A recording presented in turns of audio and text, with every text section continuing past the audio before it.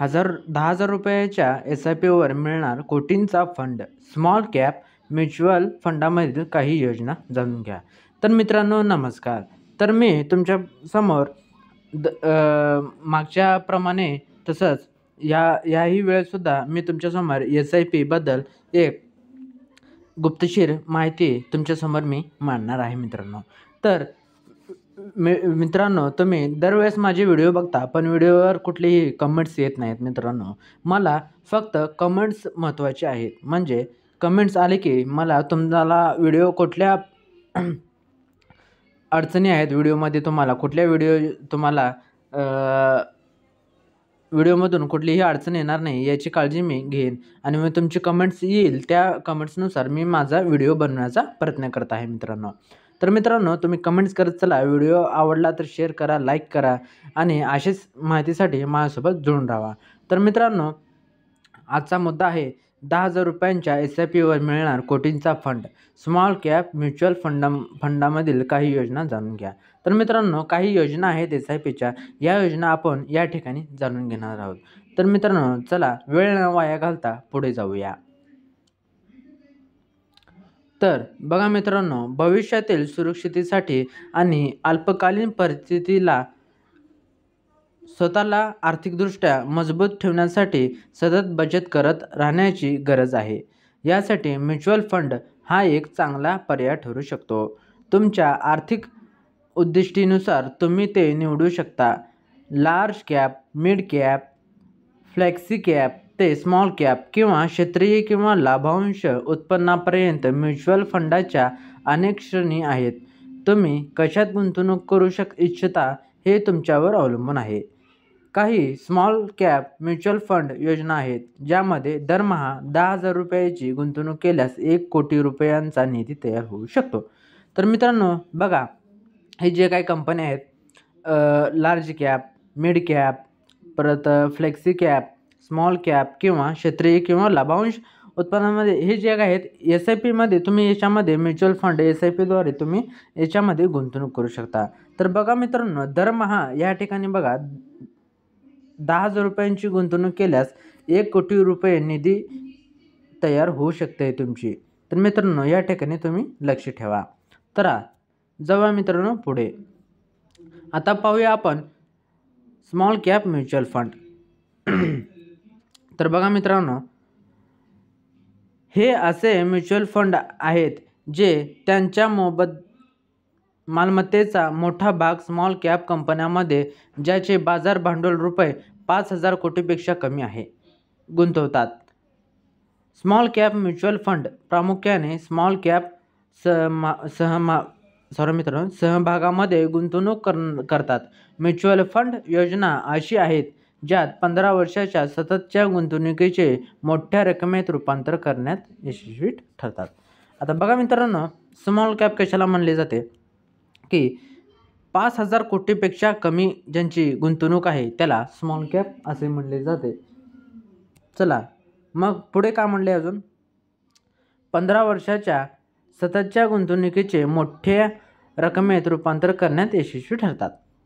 या ठिकाणी हा मुद्दा मांडलेला आहे. तर आता पुढचा फंड जाणून घेऊया. पुढचा फंड आहे मित्रांनो कोटक स्मॉल कॅप फंड. आता हे काय आहे जाणून घेऊया. या ओपन एंडेड योजनेने फेब्रुवारी 2005मध्ये लॉन्च केल्यापासून 18.23% परतावा दिला आहे. अशा परिस्थितीत जर कोणी म्युच्युअल फंड योजनेत 15 वर्षासाठी दरमहा ₹10,000 गुंतवले असतील तर त्यांच्याकडे ₹1 कोटी जमा झाले असते. तर 15 वर्षासाठी गुंतवणूक केलेली रक्कम ₹18 लाख आहे. तर बघा मित्रांनो या ठिकाणी 18.23% परतावा दिला. 2005मध्ये लॉन्च केल्यापासून 18.23% परतावा या ठिकाणी त्यांनी दिला आहे.